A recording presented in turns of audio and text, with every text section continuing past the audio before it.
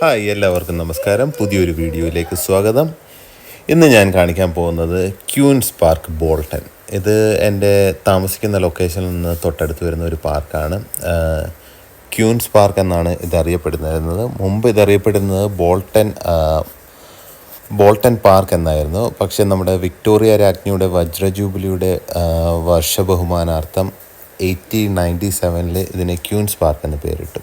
So once നമ്മൾ വണ്ടി park ചെയ്യുമ്പോൾ തന്നെ അവിടെ ഒരു മാപ്പ് വെച്ചിട്ടുണ്ട്. കാര്യം ഈ പാർക്ക് ഒരു 22 ഏക്കർ സ്ഥലത്തായിട്ടാണ് സ്ഥിതി ചെയ്തിരിക്കുന്നത്. സോ ഞാൻ പറഞ്ഞതുപോലെ തന്നെ 1897 ക്യൂൻസ് പാർക്ക് എന്ന പേര് വന്നത്. അതിനു മുമ്പ് ഇതിനെ ബോൾട്ടൺ പാർക്ക് എന്നായിരുന്നു വിളിച്ചിരുന്നത്. ഇത് ആദ്യമായിട്ട് ഇതിന് ഇനിഷ്യേറ്റീവ് എടുത്തത് 1864 വില്യം ഹെൻഡേഴ്സൺ എന്നൊരു പേഴ്സണാലിറ്റി ആയിരുന്നു. പുള്ളിയാണ് ഇതിന് തുടക്കം വരുത്തിയിരുന്നത്. പിന്നീട് ആ സമയത്ത് ഇതിനുള്ള ഇനിഷ്യേറ്റീവ് വരാൻ കാരണമെന്ന് പറഞ്ഞാൽ ആ സമയത്ത് ഇവിടുത്തെ കോട്ടന് ഭയങ്കരമായിട്ടുള്ള ക്ഷാമം വന്നായിരുന്നു. അമേരിക്കൻ ആഭ്യന്തര യുദ്ധത്തിൻ്റെ ഫലമായിട്ട് അസംസ്കൃത പരുത്തിയുടെ വിതരണം നിലച്ചു. അങ്ങനെ വന്നപ്പോൾ ഇവിടെ ഒത്തിരി അൺഎംപ്ലോയ്മെൻ്റ് ഉണ്ടായി. ആ സമയത്ത് വർക്കേഴ്സിന് ഒരു ജോബ് ഓഫർ എന്ന രീതിയിലാണ് ഈ പാർക്കിൻ്റെ ഒരു നിർമ്മാണം സ്റ്റാർട്ട് ചെയ്യുന്നത്. അതാണ് ഇതിൻ്റെ ഒരു ബേസിക് ആയിട്ടുള്ള ഇനിഷ്യൽ ഇത് വരുന്നത്. ഇതെന്ന് പറഞ്ഞാൽ ബോൾട്ടൻ്റെ one of the important heritage പാർക്കായിട്ടാണ് കൗണ്ട് ചെയ്യുന്നത്. മീനൂട്ടി പാർക്കിനെ പറ്റി എന്തൊക്കെ അറിയാവുന്ന രീതിയിൽ ഭയങ്കരമായിട്ട് എക്സ്പ്ലെയിൻ ചെയ്യാൻ നോക്കുന്നുണ്ട്. എന്താണെന്ന് എനിക്കൊരു പിന്നാക്കം മനസ്സിലായില്ലായിരുന്നു. പിന്നെ ഞാനും ടോണിയും മുമ്പേ നടക്കുന്നുണ്ട്, ദയപുറകിലുണ്ട്. അങ്ങനെ ഇതെല്ലാം ഓരോ ലൊക്കേഷനാണ്. കാര്യം ഇത് ഒത്തിരി വൈഡ് സ്പ്രെഡായിട്ട് കിടക്കുന്നത് കാരണം പല ഏരിയയിൽ നിന്ന് നമുക്ക് എൻട്രൻസ് ഉണ്ട്. അപ്പം ഞങ്ങളൊരു എൻട്രൻസിലൂടെ കയറി വന്നു. അതേപോലെ തന്നെ ഇപ്പം കുട്ടികളുടെ പ്ലേ ഏരിയ എല്ലാം താഴത്തായിട്ടുണ്ട്. അവിടോട്ട് വേറൊരു എൻട്രൻസ് ഉണ്ട്. ആൻഡ് ഈ ഒരു പ്രോപ്പർട്ടിക്കകത്തൂടി, അതായത് ഈ പാർക്കിനകത്തൂടിയാണ് ക്രോൾ നദി എന്ന് പറയുന്ന ഒരു നദിയും കടന്നു പോകുന്നുണ്ട്. ഇതൊരു സിറ്റിംഗ് ലൊക്കേഷനാണ്. ഇതിൻ്റെ അടുത്തായിട്ട് കുറേ സ്റ്റാച്ചു നമുക്ക് കാണാം. ഇവരെല്ലാം ഇവിടുത്തെ ഒരു പ്രസിദ്ധരായിട്ടുള്ളതാണ്. ഇപ്പം ഞാൻ കാണിച്ചിരുന്ന സ്റ്റാച്ചു ആണ്. അതൊരു ജെയിംസ് ഡോറിയൻ.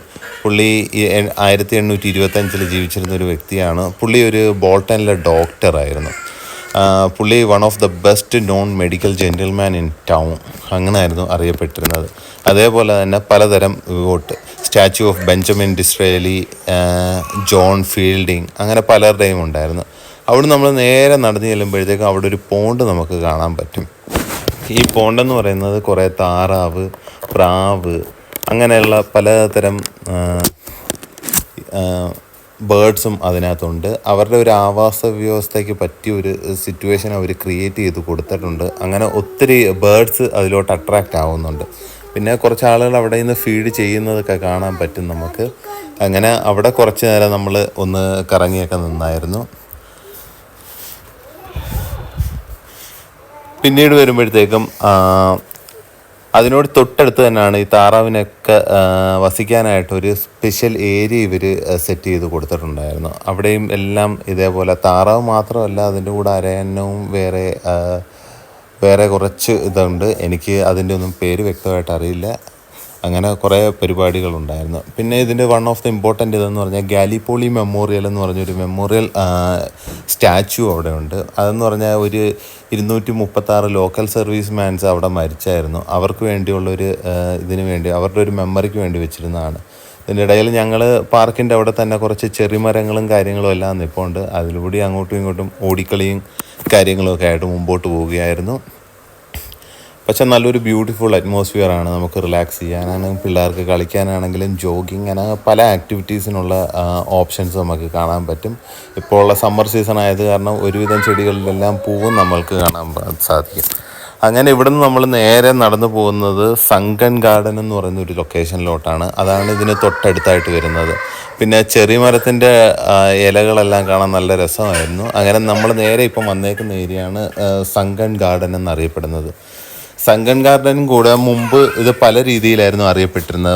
അവിടെയുള്ള ലോക്കലായിട്ടുള്ള ആളുകൾ ഇതിനെ ഒരു വലിയ ഗാർഡനായിട്ടിരുന്നു. പിന്നീട് എന്തോ ഒരു തീപിടുത്ത സമയത്ത് ഈ ഗാർഡൻ മൊത്തം നശിച്ചിരുന്നു. പിന്നെയും ഔട്ട്ലൈൻ കൗൺസിൽ ഇത് ഏറ്റെടുത്തതിന് ശേഷം ഒരു നല്ലൊരു ഗാർഡനിങ് ആക്കി അവർ മാറ്റിയെടുത്തിട്ടുണ്ട്.